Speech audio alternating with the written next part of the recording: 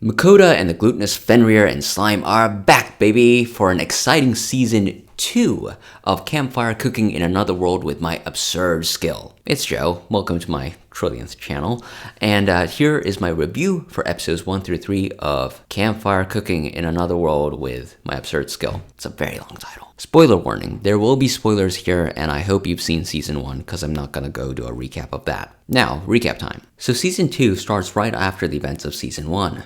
Makoto, Fel, and Sui enter a forest area on their way to the town of Krell, and find themselves encountering spider monsters that Fel easily beats. While resting in the forest, Makoto decides to put together some remaining monster meat to put together some delicious gyoza that the Gluttonous companions thoroughly enjoy. Attracted by the smell, a pixie dragon appears and officially joins the party after becoming Makoto's familiar and being named Dora-chan, officially establishing us with the Gluttonous trio. From there, Makoto and the trio enter the town Krell and are surprised to receive a request to clear out the spider monster in the forest from Ronaldo, the guild master for the Adventure Guild in Krell. A request that had already been completed by Fel prior to entering Krell. Having fulfilled the request and enjoyed some delicious spider legs, which apparently taste like crab, the gang then move on to the dungeon city of Doland to meet Elrond.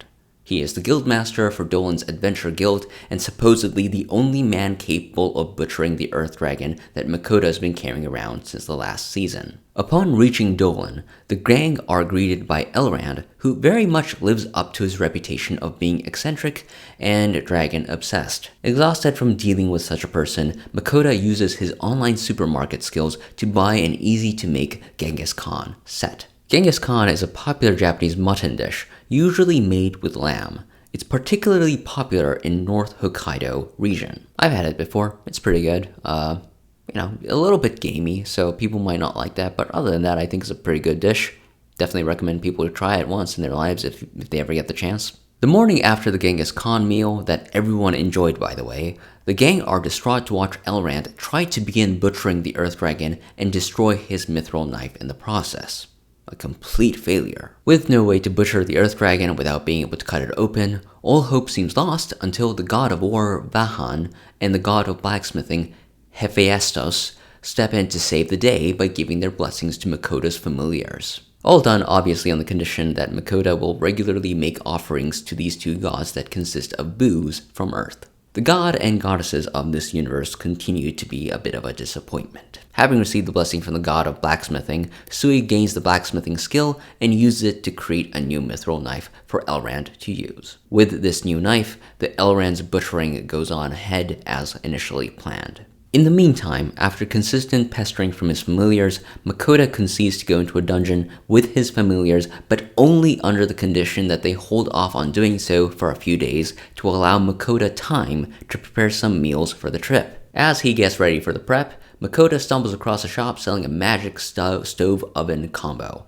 and purchases it. Armed with this new stove, Makoto proceeds to prep 4 different menu items for the dungeon adventure. Back to Elrond, he manages to complete butchering the Earth Dragon and thoroughly creeps out Makoto and Fel with his dragon enthusiasm, shall we say. A portion of the acquired dragon meat is turned into a dragon roast in unbelievable record time and condition considering the size of the magic stove, but it is made of magic for a reason, I guess. The Gluttonous trio and the dragon enthusiast are left satisfied with the roast and go off on their dungeon adventure in the following morning. Although not before the gods forcefully push down a blessing to Makoto to ensure that his defenses remain up and that he does not get hurt during his dungeon adventure. And that's pretty much where we're at the end of episode 3. Now, a few thoughts on this season. I feel like it's better than the last season. I don't know if I'm imagining it, but the animation quality feels like it's gone up a notch, and that's been pretty good.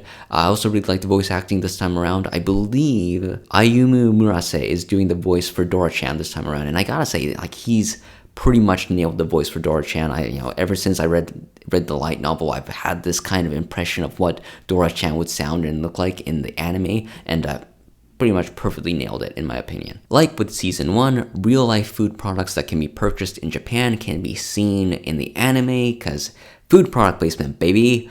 And it's I don't know, I kind of like it. I think it's a charming part of the show. I especially loved the Ajinomoto Cookdo making a special appearance in episode 3. I don't know, stuff like that makes me chuckle. And hey, if it makes cooking a hearty dish easy and simple, then why not use it in the other world, right? And if sponsorships and product placements like this help ramp up the quality of the anime, I'm all for it. I think it's fine. I think it's great. Also, interesting thing that I've been noticing with season 2, especially of this show, is that the anime is adapting more from the manga than it is from the light novel, which is a pretty natural thing for modern anime, especially. There was a trend a while back where the animes would tend to be adapting a little bit more from the light novels, but there's been a little bit of shift in recent years where the animes tend to be adapting more from the mangas. Anyway, I didn't notice it for the first season, probably because I hadn't been reading the light novels when I watched the first season of the show.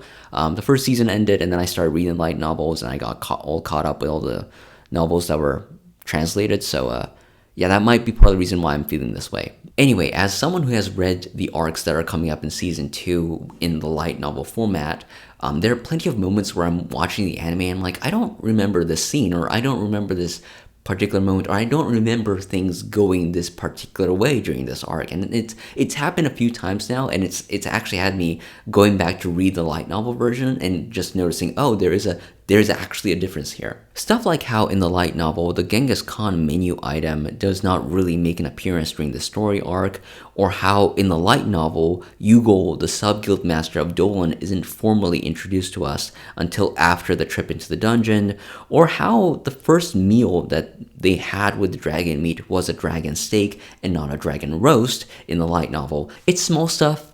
It's not going to make a huge difference for a story of this kind, which is generally chilled and laid back, right? But it's definitely interesting. Overall, 3 solid episodes so far for the season.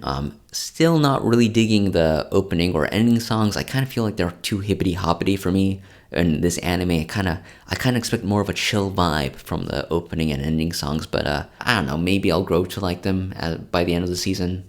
We'll see about that. That said, I plan to keep watching these, and I want to do weekly reviews of this particular show, so if you want to see another review, make sure to subscribe to the channel, and thanks for watching.